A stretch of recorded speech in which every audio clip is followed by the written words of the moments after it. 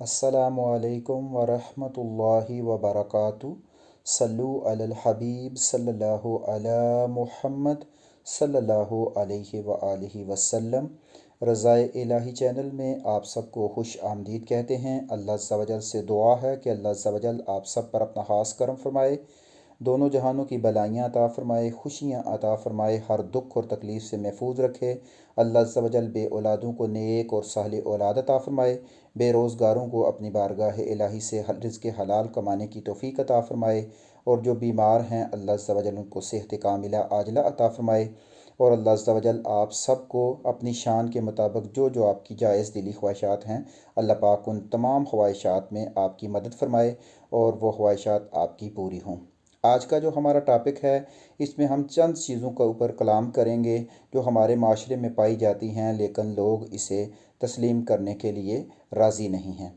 اس میں سب سے پہلی بات تو یہ دیکھیں کہ جب بھی کسی شوہر کی وفات ہو جاتی ہے تو اس عورت کو 4 ماہ 10 دن عدت کرنی ہوتی ہے، جو ہمارے معاشرے میں اس کی طرف بھی توجہ نہیں دی جاتی۔ دیکھیں، قرآن کے احکام ہیں اور قرآن کے احکامات کی پابندی کرنی چاہیے۔ وہی دین ہے جو آپ کو چند الفاظ کے ساتھ جو ہے وہ نکاح کے بندھن میں باندھ دیتا ہے، اور وہی دین ہے جو آپ کو عدت کا بھی حکم دیتا ہے۔ جب طلاق کے معاملات آ جائیں تو طلاق کا بھی حکم ملتا ہے۔ تو اس لیے آپ کو جب وفات ہو جاتی ہے تو عدت ضرور پوری کرنی چاہیے عورتوں کو، کیونکہ یہ شریعت کا حکم ہے، اور جو شریعت کا حکم نہیں مانتا پھر اس کے اس دنیا میں بھی برا حال ہوتا ہے اور آخرت میں بھی اس کا برا حال ہوگا۔ نمبر 2 پہ جو ہے کہ بعض اسلامی بہنیں یہ سمجھتی ہیں کہ حیض اور نفاس میں اور حمل میں طلاق نہیں ہوتی۔ یہ بھی ان کا بالکل غلط کانسیپٹ ہے۔ حمل میں بھی طلاق ہو جاتی ہے، حیض میں بھی طلاق ہو جاتی ہے، نفاس میں بھی طلاق ہو جاتی ہے۔ یعنی جب مرد 3 طلاقیں دے گا تو یا ایک دیتا ہے یا 2 دیتا ہے، ہر طلاق کا ایک علیحدہ علیحدہ حکم ہے، لیکن اگر وہ تینوں طلاقیں بھی دے دیتا ہے تو عورت چاہے حمل میں ہو چاہے نہ ہو، طلاق واقعہ ہو جاتی ہے۔ یہ بھی ہمیں تسلیم کرنا ہوگا، اور اس کے بہت بڑے حوالہ جات موجود ہیں، احادیث موجود ہیں، تو اس لیے دین کے ان احکامات کی انکاری نہیں کرنی چاہیے۔ جب 3 طلاقوں کا ذکر آتا ہے تو لوگ کہتے ہیں کہ ہم نہیں مانتے۔ ہم کیوں نہ مانیں؟ جس شریعت میں آپ نکاح کا حکم دیتی ہے جب شریعت آپ کو، تو آپ فوراً مان لیتے ہیں۔ جب طلاق کے معاملات آتے ہیں تو نہیں مانتے۔ اس کو بھی آپ کو ماننا پڑے گا۔ جب خامند طلاق دے گا تو خامند کے طلاق دینے کے بعد عورت کا سننا یہ ضروری نہیں ہے۔ عورت سنے یا نہ سنے، جب خامند نے کہہ دیا کہ میں نے اپنی بیوی کو طلاق دے دی تو طلاق واقع ہوگی۔ یہاں یہ بات ذہن میں رکھیے گا کہ طلاق مذاق میں بھی اگر خامند نے کسی کو کہا، خامند سے کسی نے پوچھا کہ ہاں بھائی تمہاری بیوی کہاں ہے، تو اس نے کہا کہ میں نے تو اسے طلاق دے دی ہے، تو طلاق واقع ہو جائے گی۔ اس میں بیوی کا سننا کوئی ضروری نہیں ہے، گواہوں کا موجود ہونا یہ بھی بالکل ضروری نہیں ہے۔ یہ معاملات بھی آپ اپنے ذہن میں رکھیں۔ اصل تو یہ ہونا چاہیے تھا کہ شادی سے پہلے شادی کے معاملات سیکھ لیے جاتے، تاکہ بعد میں ان تمام چیزوں سے آپ بچ سکتے۔ اس کے علاوہ ایک جو بڑا ہی خطرناک مسئلہ ہے وہ یہ ہے کہ اگر ایک شوہر جو ہے وہ اپنی ساس کے ساتھ اس کے ناجائز تعلقات ہو جاتے ہیں، کسی بھی وجہ سے وہ اپنی شہوت کے ساتھ اپنی ساس کو جو ہے وہ چھو لیتا ہے، تو اس سلسلے میں جو ہے اس کی بیوی ہمیشہ ہمیشہ کے لیے اس کے اوپر حرام ہو جائے گی۔ دوبارہ وہ اس بیوی سے نکاح نہیں کر سکتا، اور یہ اس بیوی کو اس کو فوراً اپنے نکاح سے نکالنا ہوگا، ورنہ اس کے اوپر زنا کا حکم ہوگا اور وہ اس کو زنا کا گناہ ملے گا۔ اس لیے اگر اس طرح کے معاملات ہو جاتے ہیں تو بعض لوگ کیا کرتے ہیں کہ اپنی عزت کو لے کر بیٹھ جاتے ہیں۔ بھائی ہم نے عزت کو لے کر نہیں بیٹھنا، ہم نے شریعت کو لے کر بیٹھنا ہے، تو فوراً جو ہے وہ عورت اس کے نکاح سے نکل جائے گی، کیونکہ اس نے تعلق قائم کر لیا اس کی ماں سے۔ تو جب ماں سے تعلق قائم ہو گیا تو ماں کی ماں اور بیٹی جو ہے وہ اس پر حرام ہو گئی۔ جب بھی انسان، مثال کے طور پر ایک مرد نے ایک عورت کے ساتھ شادی کی، اور جیسے ہی اس نے اس عورت کے ساتھ شادی کی تو نہ تو وہ اس عورت کی جو ہے آگے بیٹی سے اس کی شادی ہو سکتی ہے، اور نہ ہی وہ جو عورت جس عورت سے اس نے شادی کی، نہ ہی وہ اس کی ماں سے، اس کی نانی سے، دادی سے، ان سے کا جو ہے وہ رشتہ نہیں ہوتا۔ اس مسئلے کو اچھی طرح غور سے یاد رکھ لیجئے گا کہ شوہر کے ساس کے ساتھ ناجائز تعلقات اس کے نکاح کو ختم کر دیں گے۔ ہاں بعض دفعہ ایسا ہوتا ہے کہ ایک بندے کے اپنے بیوی کی جو بہن ہوتی ہے جسے سالی کہتے ہیں، اگر اس کے ساتھ وہ زنا کرتا ہے تو اس کا گناہ تو اس کو ضرور ملے گا، اور یہ بڑا سخت گناہ ہے، لیکن اس میں اس کی بیوی جو ہے وہ اس کے نکاح میں سے نہیں نکلے گی، اس کا نکاح نہیں ٹوٹے گا۔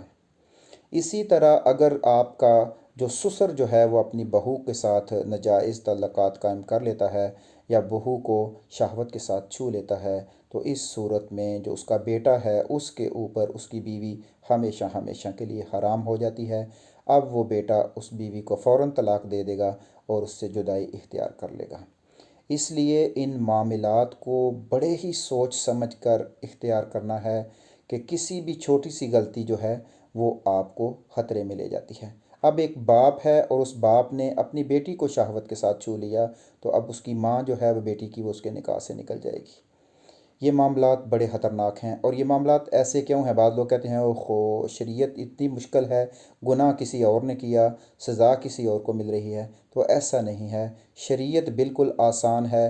شریعت ہمیں پروٹیکٹ کرتی ہے، ہماری ماؤں بہنوں کو عزت دیتی ہے، اور ان کی عزت کو بچانے کے لیے ہی شریعت یہ قوانین بناتی ہے۔ تو اس لیے آپ کو ان قوانین کی پاسداری کر کے اپنی عزت کی رکھوالی کرنی ہے۔ اور اس میں یہ بھی ظاہر ہو گیا کہ 3 طلاقیں دیں تو پھر بھی عورت آپ کے نکاح سے نکل گئی، سسر نے اپنی بہو کو چھو لیا تو پھر بھی وہ بہو اس کے بیٹے کے نکاح سے نکل گئی، داماد نے اپنی ساس کے ساتھ ناجائز تعلقات قائم کر لیے تو اس کی بیوی اس کے نکاح سے ہمیشہ ہمیشہ کے لیے نکل گئی۔ اور عدت بھی لازمی گزارنی ہے، شریعت کا حکم ہے، اور طلاق میں عورت کا سننا ضروری نہیں ہے، عورت سنے یا نہ سنے، مرد نے جب طلاق دے دی تو طلاق واقع ہو جائے گی، حمل میں بھی طلاق واقع ہو جائے گی، اور حیض و نفاس میں بھی طلاق واقع ہو جائے گی۔ اب یہاں پہ یہ بات ذہن میں رکھ لیجئے گا کہ جب حمل کی صورت میں طلاق واقع ہوتی ہے تو عدت میں جو ہے وہ نکاح حرام ہے، اور اگر عدت میں نکاح کیا تو وہ نکاح بھی نہیں ہوتا۔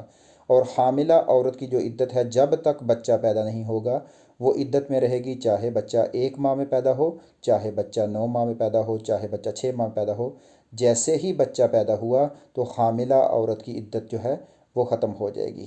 نکاح اگر کسی نے کر لیا عدت میں تو وہ نکاح بھی نہیں ہوگا، وہ بھی زنا کہلایا جائے گا، اور وہ بھی زنا کے زمرے میں آئے گا۔ اس لیے اپنے آپ کو ان تمام چیزوں سے بچا کے رکھنا ہے، اور علم دین سیکھنا ہے۔ یہ چھوٹے چھوٹے مسئلے ہیں جو ہمارے گھروں میں پیش آ جاتے ہیں، پھر ہم ان مسئلوں میں پڑے رہتے ہیں، اور پھر آقا صلی اللہ علیہ وسلم کی حدیث مبارکہ کا مفہوم کہ قرب قیامت لوگ اپنی بیویوں سے زنا کریں گے، لوگ اپنی بیویوں سے زنا کریں گے۔ وہ اسی صورت میں ہوگا کہ بعض نے جو ہے وہ کسی کے ساتھ، بہو کا جو داماد ہے اس کا ساس کے ساتھ تعلق ہے، یا اس نے نہ جانے انجانے میں طلاقیں دے دی ہوئی ہیں اور ماننے کے لیے تیار نہیں ہے، اور وہ اپنی بیوی کے ساتھ ہی زنا کر رہا ہے، اور اس کو زنا کا گناہ ملے گا۔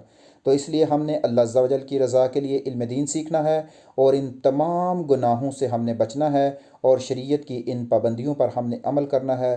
شریعت بالکل آسان ہے، اگر ہم اس شریعت کو اپنے اوپر نافذ کرتے ہیں تو یہ زندگی کے جو چند سال ہیں یہ ہمارے، ہو سکتا ہے ہمیں وقتی طور پہ ایسا لگے کہ تکلیف میں گزر رہے ہیں، لیکن آخرت کی منزلیں آسان ہو جائیں گی۔ اللہ عز و جل سے دعا ہے کہ اللہ عز و جل ہمیں صحیح معنوں میں ایسے کام کرنے کی توفیق عطا فرمائے جن سے ہمارا رشتہ اللہ عز و جل کے ساتھ مضبوط ہو، اور قرآن کے ساتھ ہمارا رشتہ مضبوط ہو، اور جنت ہمارے نصیب میں ہو بغیر حساب کتاب کے۔ ہم شریعت کے اتنے پاسدار بن جائیں کہ اللہ کے فضل و کرم سے بغیر حساب سے ہمیں جنت مل جائے، اور ہمیں دنیا میں بھی کامیابی ملے اور آخرت میں بھی کامیابی ملے۔ آپ لوگوں سے التجا ہے کہ یہ چھوٹے چھوٹے مسائل ہیں، ان کو سمجھیں، ان کو سیکھیں، اور ان پر عمل کرنے کی کوشش کریں۔ اللہ عز و جل سے دعا ہے کہ اللہ عز و جل ہمیں عمل کرنے کی توفیق عطا فرمائے، ہمیں دونوں جہانوں کی بلائیاں عطا فرمائے۔ ہم آپ سب کے شکر گزار ہیں کہ آپ رضائے الہی چینل میں پورا ساتھ دیتے ہیں، اور رضائے الہی چینلز کی ویڈیوز دیکھتے ہیں، اپنے دوست احباب کو شیئر کرتے ہیں۔ انشاءاللہ عز و جل اللہ تعالیٰ آپ کو اس کا بہت بڑا اجر عظیم دے گا۔ اللہ عز و جل ہماری آپ سب کی تمام کاوشوں کو اپنی بارگاہ الہی میں قبول و منظور فرمائے، اور اللہ پاک ہمیں معاف فرما دے، اور اس دنیا میں رہ کر موت کی تیاری کرنے کی توفیق عطا فرمائے۔ السلام علیکم ورحمۃ اللہ وبرکاتہ۔ جزاک اللہ خیر، جزاک اللہ خیر۔